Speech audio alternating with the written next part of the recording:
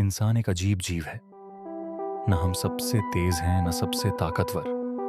हमारे पास न तेज दांत हैं न मजबूत पंजे। फिर भी हम जिंदा हैं। क्यों?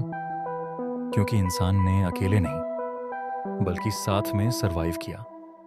धरती पर आने के बाद जिंदा रहने की सबसे बड़ी शर्त थी सोशल बॉन्ड।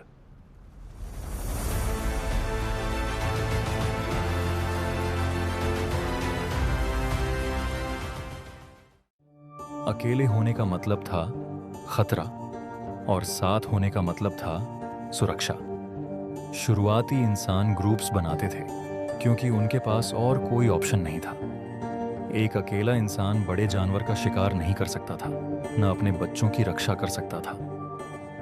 लेकिन ग्रुप में अगर एक गिरा तो दूसरा संभाल लेता था। यही वजह है कि इंसान को अकेलापन अच्छा नहीं लगता। लोनलीनेस सिर्फ सैडनेस नहीं बल्कि एक अलार्म है, तुम ग्रुप से बाहर हो। और उस समय ग्रुप से बाहर होना अक्सर मौत का मतलब था। अकेलापन इतना दर्दनाक क्यों होता है? ये सिर्फ मन की बात नहीं, ये बायोलॉजी है। जब हमें सोशल रिजेक्शन का अनुभव होता है तो हमारे दिमाग के वही हिस्से एक्टिवेट होते हैं जो फिजिकल पेन के समय होते हैं। यही वजह है कि हार्ट ब्रेक हमें सीने में महसूस होता है। एवोल्यूशन ने लोनलीनेस को अनबेरेबल बना दिया। शुरुआती इंसानों के लिए ग्रुप से बाहर होना सिर्फ इमोशनल नुकसान नहीं था, वो लाइफ थ्रेटनिंग था। अगर आपको छोड़ दिया गया तो आप शिकार नहीं कर सकते थे, आपकी चोट फेटल हो सकती थी। इसीलिए दिमाग ने लोनलीनेस को एक इमरजेंसी सिग्नल बना दिया। आज भी जब हम मॉडर्न सिटीज में रहते हैं, कभी कभी अंदर से खाली लग सकता है। ये कमजोरी नहीं बल्कि एंशंट वायरिंग है। आपका दिमाग आज भी मानता है कि अकेले रहना सेफ नहीं है।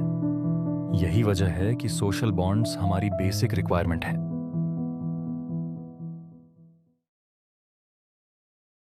अब जरा सोचिए, इंसान का सोशल वर्ल्ड कितना दिलचस्प है। इतिहास में हम छोटे ग्रुप्स में रहे, आमतौर पर कुछ दर्जन लोग। ये कोई संयोग नहीं था। एंथ्रोपोलॉजिस्ट्स ने बताया है कि इंसानी दिमाग सिर्फ सीमित संख्या में रिलेशनशिप्स को ही समझ सकता है। इसे डनबार्स नंबर कहते हैं। इसका मतलब ये नहीं कि हम सिर्फ इतने लोगों को जानते हैं, बल्कि हम ट्रस्ट, हिस्ट्री और इमोशन को इनसे ही मैनेज कर सकते हैं। ट्राइबल लाइफ में हर किसी की रेपुटेशन सबको पता होती थी। अगर आपने ग्रुप को सपोर्ट किया तो वो आपको प्रोटेक्ट करते थे, लेकिन अगर आपने भरोसा तोड़ा तो कॉन्सिक्वेंसेस भी थे। यही इमोशंस जैसे शेम, गिल्ट और लॉयल्टी इंसानी नेचर का हिस्सा बने। ट्राइब्स ने हमें सिर्फ जिंदा नहीं रखा बल्कि हमें सोशल भी बनाया।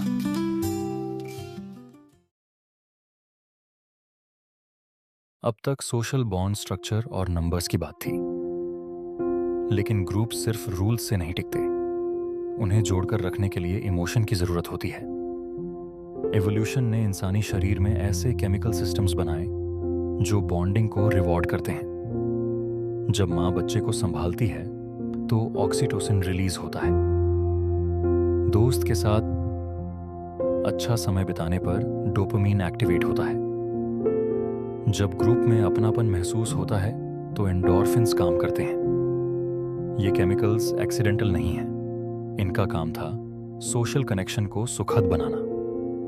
जो चीज सुख देती है, दिमाग उसे दोहराना चाहता है। इस तरह बॉन्डिंग सिर्फ जरूरत नहीं रही, वो हैबिट बन गई। हेल्पिंग अच्छा लगने लगा, ट्रस्ट मीनिंगफुल हो गया और एक्सेप्टेंस वैल्यूबल बन गई। दिमाग ने सीख लिया कि सोशल अप्रूवल सेफ्टी और सोशल रिजेक्शन खतरा। यही वजह है कि तारीफ सुनकर अच्छा लगता है और इग्नोर होने पर मन भारी हो जाता है। ये रिएक्शंस चाइल्डिश नहीं हैं, ये लाखों साल पुराने बायोलॉजिकल रिस्पॉन्सेस हैं। यही इमोशनल केमिस्ट्री आज भी हमारे डिसीजंस को इन्फ्लुएंस करती है।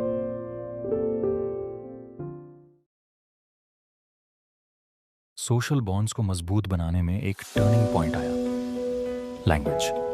जब इंसान बोलने लगा तो बॉन्ड सिर्फ सामने मौजूद लोगों तक सीमित नहीं रहा। अब लोग उनके बारे में भी जान सकते थे जो वहां मौजूद नहीं थे। यहीं से गॉसिप पैदा हुई।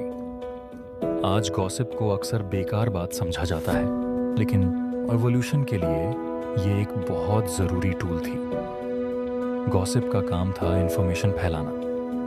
कौन भरोसे के लायक है, किसने धोखा दिया, कौन ग्रुप के लिए खड़ा रहा। इससे ग्रुप्स को दो फायदे हुए। पहला, अच्छा बिहेवियर प्रमोट हुआ। दूसरा, गलत बिहेवियर की पहचान आसान हुई। लोग जानते थे कि उनके एक्शंस की चर्चा होगी, इसीलिए कोऑपरेशन बढ़ा।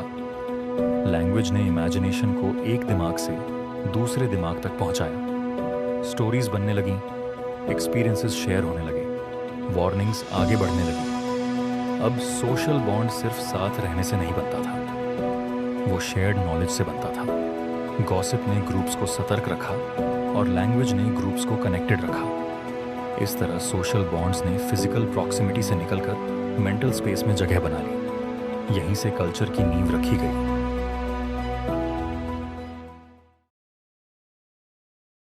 जैसे जैसे इंसान ने खेती सीखी, समाज का आकार बदलने लगा। अब लोग सिर्फ घूमते हुए समूहों में नहीं रहते थे, बल्कि एक जगह बसने लगे। गांव, कस्बे और फिर शहर बने। लेकिन यहां एक नई समस्या आई। इतने सारे लोगों के साथ व्यक्तिगत संबंध बनाना मुश्किल हो गया। आप हर किसी को नहीं जानते थे और हर किसी पर भरोसा भी नहीं कर सकते थे। इवोल्यूशन ने एक नया रास्ता अपनाया। सीधे रिश्तों की जगह प्रतीकात्मक बंधन आया। लोग एक दूसरे को नहीं, बल्कि एक विचार को मानने लगे। धर्म, परंपराएं, कानून। अगर आप एक ही विश्वास प्रणाली में थे, तो आप अजनबी होते हुए भी अपने जैसे माने जाते थे। दिमाग ने प्रतीकों को लोगों की तरह मानना शुरू कर दिया। एक झंडा, एक देवी देवता, एक नियम, ये सब विश्वास के शॉर्टकट बन गए। इस तरह सामाजिक बंधन व्यक्तिगत से सामूहिक बन गए। इंसान अब सिर्फ इंसानों से नहीं जुड़ता था, वो सिस्टम से भी जुड़ गया। यही बदलाव सभ्यताओं को संभव बनाता है और यहीं से सामाजिक बंधनों ने एक नई ताकत और एक नई कमजोरी भी पाई।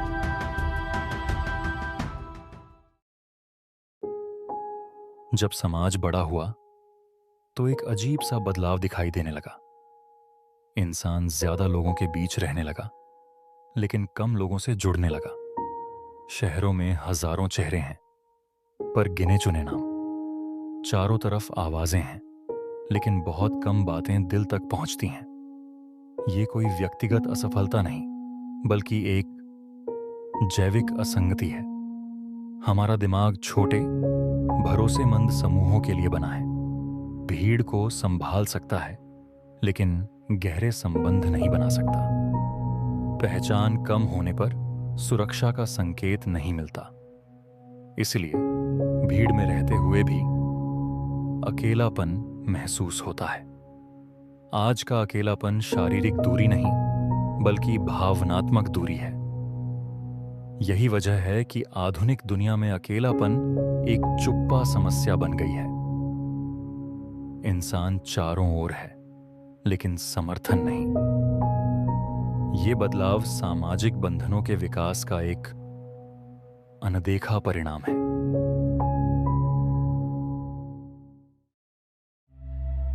फिर एक ऐसा बदलाव आया जिसने सोशल बॉन्डिंग के नियम ही बदल दिए। इंटरनेट। पहली बार डिस्टेंस ने अपनी ताकत खो दी। अब साथ होने के लिए पास होना जरूरी नहीं था। एक स्क्रीन ने आवाज, चेहरा और शब्द एक साथ जोड़ दिए। दिमाग ने इसे कनेक्शन समझ लिया। लाइक्स मिलने लगे, मैसेजेस आने लगे और नोटिफिकेशंस ने ध्यान खींचा। हर सिग्नल सोशल अप्रूवल जैसा महसूस हुआ। असल में दिमाग ये नहीं समझता कि सामने वाला इंसान कितना पास है या कितना दूर। उसके लिए रिस्पॉन्स ही कनेक्शन है। डिजिटल प्लेटफॉर्म्स ने कोई नई भावना नहीं बनाई, बल्कि उन्हीं सर्किट्स को छेड़ा जो कभी ट्राइबल प्रेज से एक्टिवेट होते थे। अब स्टेटस फॉलोअर्स से मापा जाने लगा, रिकॉग्निशन व्यूज में बदल गया और बिलोंगिंग ऑनलाइन प्रेजेंस से जुड़ गई। ये बदलाव तेज था, बहुत तेज। इवोल्यूशन को ऐसी स्पीड की आदत नहीं थी, इसीलिए एंशिएंट ब्रेन एक नए सोशल प्लेग्राउंड में खुद को एडजस्ट करने की कोशिश करने लगा।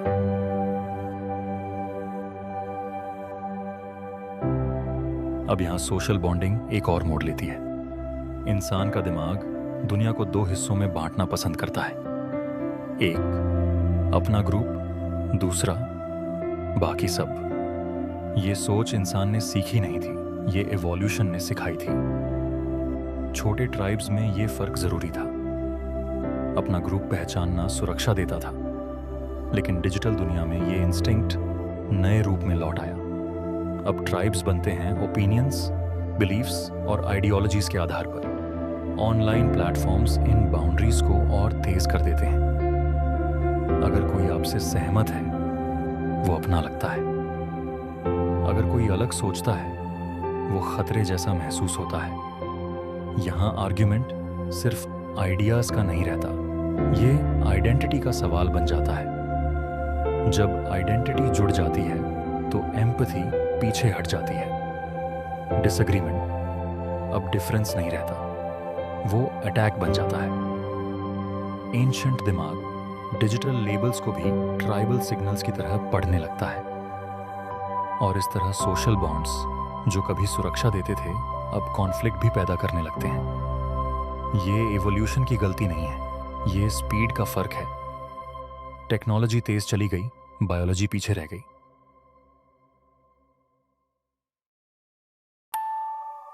अब सोचिए, जब किसी को पुराने ट्राइब्स में निकाला जाता था तो वो कितना बड़ा खतरा होता था। आज भी वही डर डिजिटल दुनिया में है, लेकिन फर्क यह है कि अब एक्सक्लूजन शारीरिक नहीं बल्कि सामाजिक है। जब हम ऑनलाइन इग्नोर होते हैं या ग्रुप से हटाए जाते हैं तो हमारा दिमाग इसे एक गंभीर खतरे की तरह लेता है। ये सिर्फ ऑनलाइन इवेंट्स नहीं है, ये हमारी पहचान और सुरक्षा से जुड़े हैं। एक कमेंट या पोस्ट से सब कुछ बदल सकता है। ये अचानक होने वाली घटनाएं हमें संभलने का समय नहीं देती, और यही वजह है कि ऑनलाइन रिजेक्शन हमें एंजाइटी और डर में डाल सकता है। ये कोई ओवर रिएक्शन नहीं है, बल्कि हमारी एवोल्यूशन का एक हिस्सा है। जब ये अलार्म बार बार बजता है तो थकान होना स्वाभाविक है।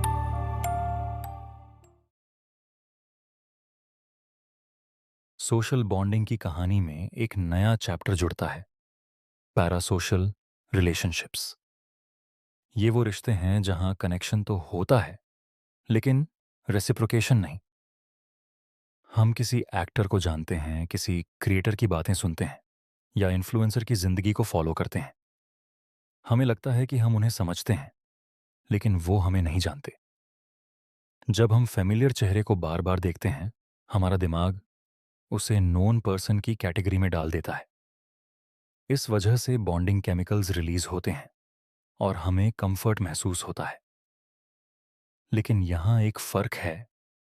एंशिएंट बॉन्ड्स में दोनों तरफ एफर्ट होता था, जबकि पैरासोशल बॉन्ड्स में एफर्ट सिर्फ एक तरफ से आता है। ये रिश्ते कुछ समय के लिए वार्मथ देते हैं, लेकिन डीप फुलफिलमेंट नहीं। ऐसा लगता है जैसे कनेक्शन है, पर सहारा नहीं। ये मॉडर्न बॉन्डिंग का सबसे सटल इल्यूजन है।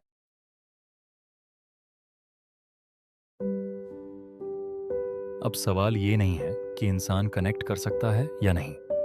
सवाल ये है, वो कैसे कनेक्ट करेगा। इवोल्यूशन ने इंसान को छोटे, भरोसेमंद ग्रुप्स के लिए बनाया था, जहां चेहरों को पहचाना जाता था, जहां आवाजों में अपनापन होता था। टेक्नोलॉजी ने हमें हजारों लोगों से जोड़ दिया, लेकिन एवोल्यूशन ने हमें हजारों लोगों को इमोशनली संभालने की क्षमता नहीं दी। यही गैप आज की सोशल स्ट्रगल की जड़ है। फ्यूचर में सोशल बॉन्ड्स खत्म नहीं होंगे, वो बदलेंगे। कुछ कनेक्शंस तेज होंगे, कुछ सरफेस लेवल होंगे, और कुछ जानबूझकर छोटे रखे जाएंगे। शायद अगला स्टेप ये नहीं है कि हम और ज्यादा लोगों से जुड़ें। शायद अगला स्टेप ये है कि हम कम लोगों से बेहतर तरीके से जुड़ें। टेक्नोलॉजी कनेक्शन दे सकती है, लेकिन बिलोंगिंग नहीं सिखा सकती। बिलोंगिंग आज भी उसी जगह पैदा होता है जहां इंसान देखा जाता है, सुना जाता है और स्वीकार किया जाता है। सवाल बस इतना है, क्या हम अपनी एंशिएंट वायरिंग को समझकर मॉडर्न दुनिया में थोड़ा धीरे चलना सीख पाएंगे? Your thumbs up really helps spread the word. And if you have thoughts or questions, drop a comment below. I read every single one. Sharing this video with friends or on social media is another great way to support the channel. And don't forget to subscribe for more content like this. Your engagement makes all the difference and keeps the creativity flowing. Thanks for being part of this journey.